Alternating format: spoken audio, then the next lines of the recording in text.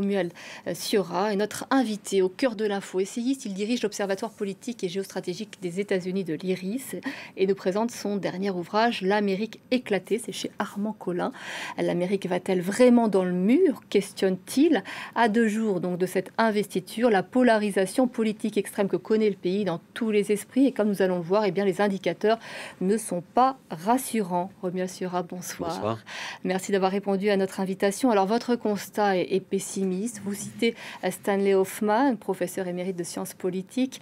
Les États-Unis tels que nous les connaissons n'existeront plus d'ici la fin du 21e siècle. Et vous connaissez les deux hommes. Vous faites répondre à cette assertion Noam Chomsky qui nous dit « L'Amérique ne survivra pas à d'autres crises financières ou économiques semblables à celle qui a frappé en 2008. » Et c'est sans parler des contestations sociales dues aux inégalités qui vont aller grandissant, des tensions intercommunautaires, des crises sanitaires, de graves problèmes liés au réchauffement climatique. On pense évidemment à Los Angeles qui se profile déjà, autant dire que nous flirtons déjà avec ces pronostics.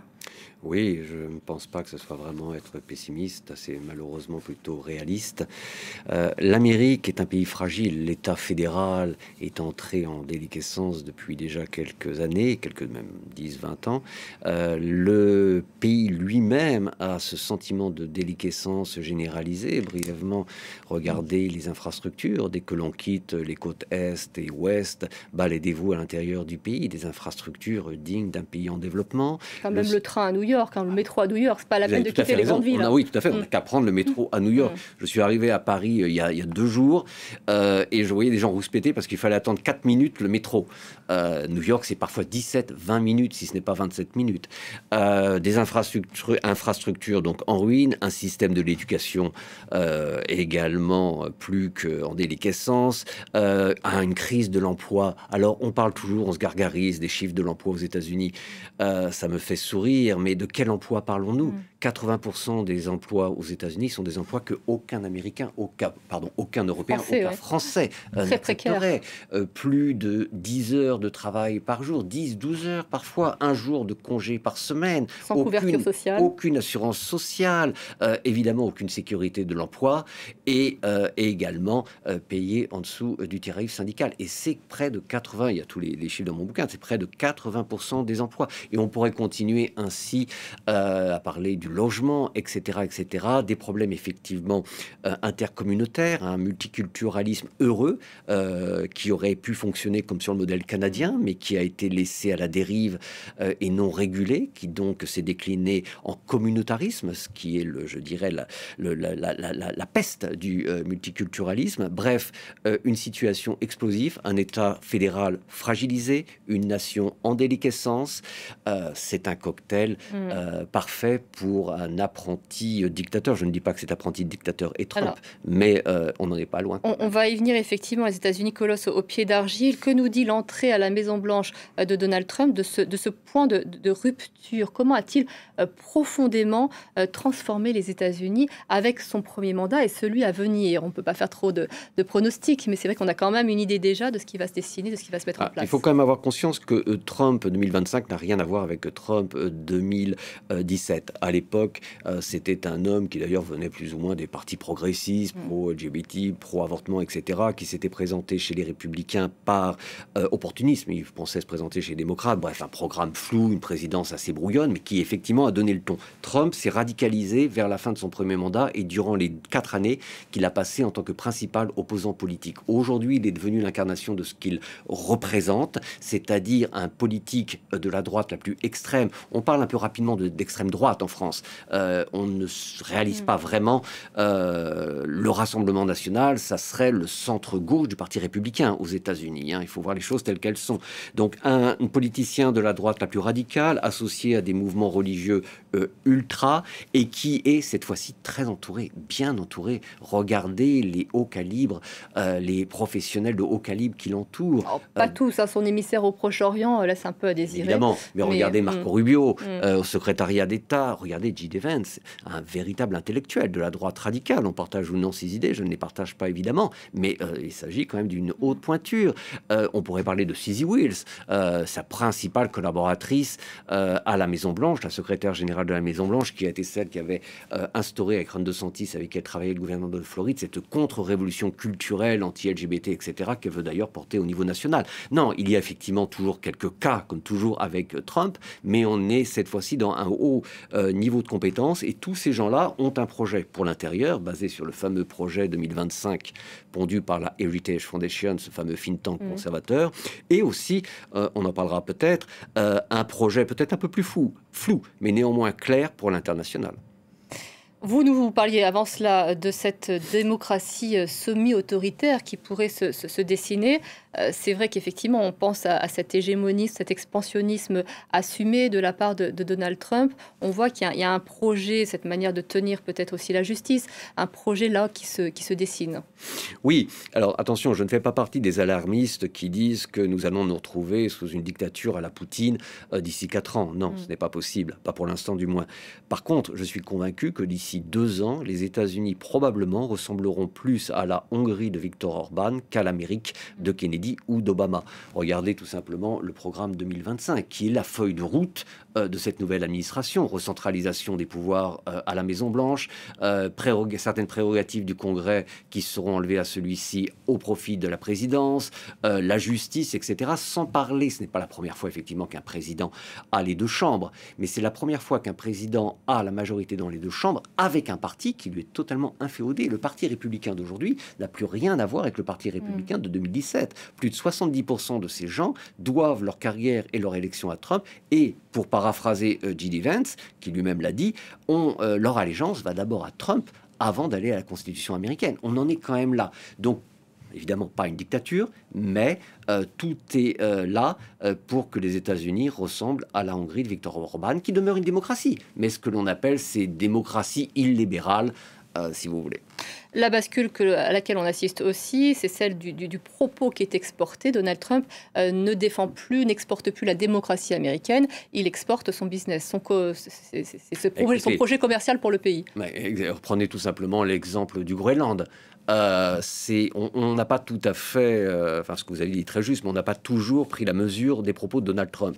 Trump bluffe. Il n'a aucune intention, évidemment, d'envoyer ses troupes pour prendre le Groenland. Ce n'est pas le problème. Le problème, c'est que nous sommes rentrés dans une autre dimension, et vous avez tout à fait raison. Quelle rhétorique! Pour la première fois de l'histoire de l'Alliance Atlantique, un pays membre, et quel pays membre? Le pays fondateur et le plus important, menace un autre pays membre d'annexer par la force une partie de son territoire. Mais on en est là. Quel coup donné à l'esprit de l'Alliance et au système multilatéral, puisque pour revenir sur le projet international, ce n'est rien d'autre que de mettre à bas ce qui reste d'un système multilatéral déjà moribond. Et une deuxième chose concernant la rhétorique, si je puis me permettre, qu'on n'a pas assez noté, c'est que, vous l'avez très bien dit, c'est la première fois qu'un président américain, depuis les interventions, la guerre de Cuba dans les années 90 du 19e siècle contre l'Espagne, à chaque fois on s'est drapé derrière la démocratie, les droits de l'homme, etc.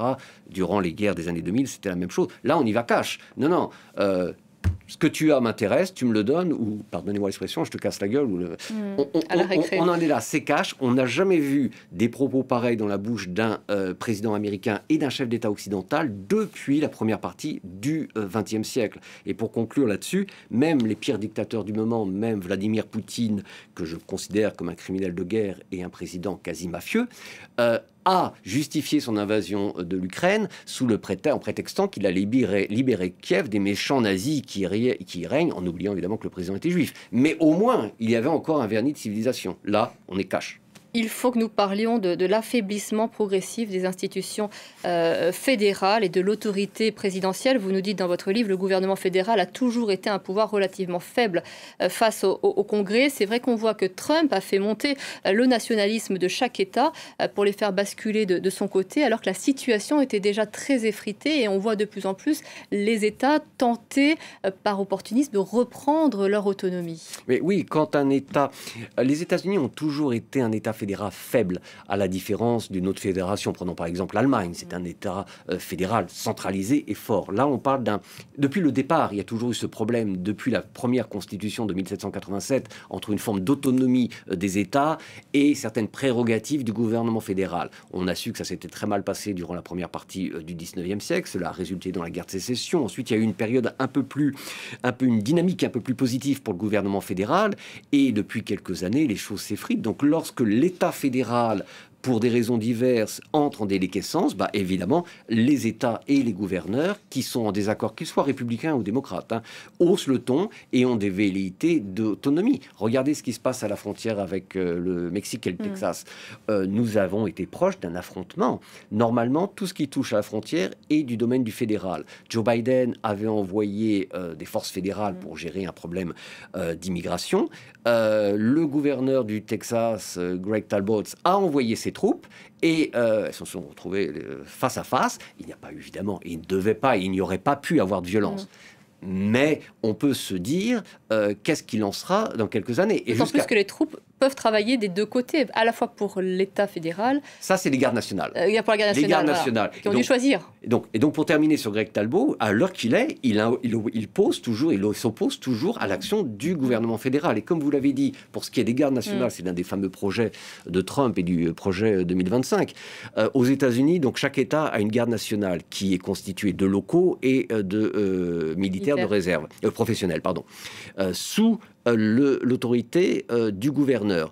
Et en cas de catastrophe naturelle ou d'invasion, ces gardes nationales peuvent être réunies en la garde nationale des États-Unis sous le commandement du président.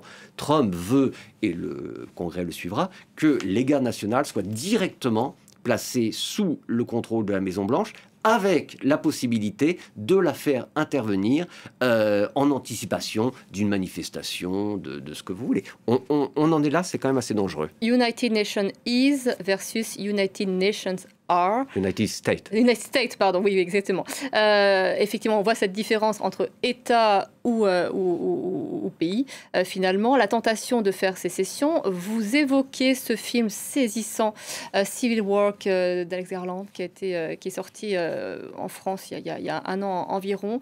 On voit des pays, des États faire sécession et donc une confrontation. Vous nous dites que ce film est irréaliste. Malgré tout, c'est vrai qu'on voit des blocs s'opposer entre le sud des États-Unis, notamment la Californie et l'est du pays. Actuellement. Oui, effectivement, le film est saisissant. J'ai assisté à une projection au cœur de Washington DC, juste à l'endroit où ont été tournées certaines scènes. Mais le film est remarquablement bien fait, mais non, c'est d'une très grande violence. Voilà. Je ne crois extrême. Pas. Il y a eu plusieurs de mes confrères qui ont écrit des livres sur les guerres civiles américaines, la prochaine guerre civile américaine, etc. Je n'y crois pas. Vous pensez plutôt que ce serait des mouvements de Voilà. Mais alors, il faut savoir ce que l'on entend par guerre civile. La terminologie exacte d'une guerre civile, ce sont deux armées professionnelles, bien armés, qui bénéficient d'un matériel de haut de gamme, qui s'affrontent, comme par exemple les deux armées confédérées et de l'Union lors de la guerre civile de 1861. Là, en l'occurrence, imaginons que demain un État fasse sécession, l'armée fédérale, qui est positionnée beaucoup en extérieur et qui a l'entièreté du matériel militaire, aviation, etc., demeurerait fidèle à l'État fédéral, donc que lui opposer. Et dans le même temps, jamais un président américain, j'entends dans un futur proche, on ne peut pas savoir ce qui se passera dans 50 ans, dans les 10-20 prochaines années, déciderait d'aller tirer, ouvrir le feu sur d'autres Américains. On se souvient du désastre en vie humaine, en perte humaine et économique de la guerre civile. Non, ce qui est beaucoup plus probable, c'est un divorce sur le moyen ou long terme. Aujourd'hui, quel point commun y a-t-il entre des habitants de Californie et des habitants de la Bible Belt? Quasiment plus. Que ce soit... En termes de valeurs, en termes économiques, de vision du pays, en somme. Autrefois, alors, comme vous le savez, dans les États les plus religieux, aujourd'hui, on enseigne, et on va enseigner dans le public, la théorie de Darwin de l'évolution en parallèle du créationnisme. C'est-à-dire qu'on enseignera aux petits-enfants, écoutez, il y a deux théories, une peut-être un peu farfelue, on descend du singe, et une autre, peut-être un peu plus réaliste, on descend d'Adam et Ève. On en est là, on ne parle pas d'école privée, c'est déjà autorisé, hein. On parle d'école publique. Avec l'affichage parfois. Les 10 commandements vont être obligatoires dans toutes les écoles, de la maternelle aux facs de droit en Louisiane, etc., etc. Je ne parle pas des lois anti-LGBT en Floride qui s'alignent sur les lois de Poutine. Donc, il y a entre ces populations et les populations ultra-progressistes de Californie, sur le plan sociétal, il n'y a plus rien en commun. Sur le plan économique non plus. Et aujourd'hui, que le credo américain incarné par l'État fédéral ne parle plus à grand monde, je ne vois pas ce qui pourrait retenir certaines populations, essentiellement de l'Ouest, je pense à la Californie, de rester dans l'Union d'ici 15, 20, 30, 40 ans. J'imagine plutôt un lent divorce à la tchécoslovaque, hein, ou au pire à la soviétique. Je n'imagine pas du tout un scénario à la yougoslave. Le flux migratoire sud-américain a transformé aussi les États-Unis. C'est vrai que c'est oublié, ça renvoie aussi à l'histoire des États-Unis. On oublie que les États-Unis se sont construits sur le Mexique, sur des territoires mexicains. Et finalement, on peut se demander d'ailleurs si ce qui a débuté dans la violence ne doit pas, la spoliation ne peut pas se conclure de la même manière. On voit cette peur de l'hispanisation du pays se mettre en place. On a besoin de rappeler aussi que ce sont des populations très fragilisées qui reviennent, qui arrivent dans le pays.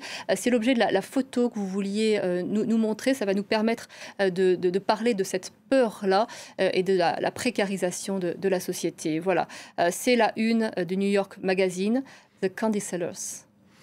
Expliquez-nous ce que c'est. Candy Sellers, c'est quelque chose de vraiment, enfin, qui vous fait pleurer dans le métro, mais qui malheureusement devient une habitude et que même moi, je ne vois plus lorsque ces enfants passent à côté de moi. C'est vraiment quelque chose de bouleversant. Dans le métro new-yorkais, vous avez depuis quelques années, 4 ans à peu près, et c'est de plus en plus, il y a eu près de 200 000 immigrés illégaux qui sont arrivés à New York, et puisque New York est une ville sanctuaire, nous avons plusieurs milliers d'enfants âgés de 2 à 12 ans qui quotidiennement vendent des bonbons aux voyageurs. Alors, il ne s'agit pas d'un système d'exploitation. Les parents sont des gens très bien, on peut en penser ce que l'on veut, mais ce sont des gens qui aiment leurs enfants. Il n'y a pas d'exploitation. C'est un travail collectif qui se fait en famille. Souvent, quand ils ont 2-3 ans, les parents sont évidemment avec eux, mais à partir de 8-10 ans, les parents vendent des bonbons dans d'autres wagons, tandis que les enfants, etc. Ce sont des enfants donc, qui ne vont pas à l'école. Aux États-Unis, vous avez près d'1 million, plus de 900 000 pour être précis, enfants âgés de 5 à 15 ans qui ne vont pas à l'école. Vous vous rendez compte? On parle vraiment de nouveaux Gavroche. Donc ces milliers de petits gamins dans le métro new-yorkais passent leur journée à vendre des bonbons au lieu d'aller à l'école. Et tout cela, vous me direz, mais c'est aussi la faute des parents. Sûrement, sûrement. Mais c'est aussi la faute à l'État fédéral, à l'État de New York, à la ville de New York. Il devrait avoir une obligation non pas de retirer ses enfants à leurs parents, bien évidemment, mais d'expliquer à ces gens-là que les enfants, c'est un droit, doivent aller à l'école. Quel avenir pour ces milliers d'enfants? Quel avenir? Imaginez un gamin âgé de 6 ans qui, jusqu'à l'âge, pour aujourd'hui, de 8 à 12 ans, de 6 à 10 ans, qui n'aura pas été à l'école et qui aura passé sa vie, enfin ses journées à vendre des bonbons.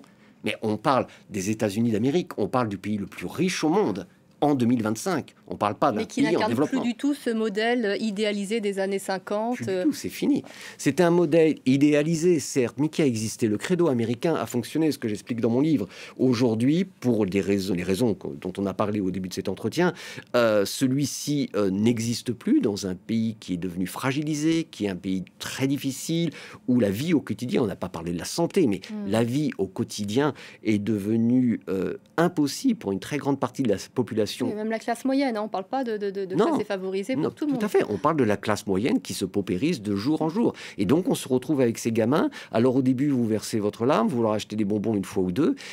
Et puis c'est malheureux à dire, mais on finit par ne plus les voir. Et c'est un scandale humanitaire et démocratique. Voilà, vous citez Paul Valéry, nous autres civilisations, nous savons maintenant que nous sommes mortel. Merci beaucoup, Romuald Siora. Je renvoie à votre livre, évidemment. Voilà, on le voit, j'arrive à bien cibler la caméra. Beaucoup de choses, beaucoup d'éléments à découvrir, à apprendre ou à réapprendre dans votre livre. Merci d'être venu en parler.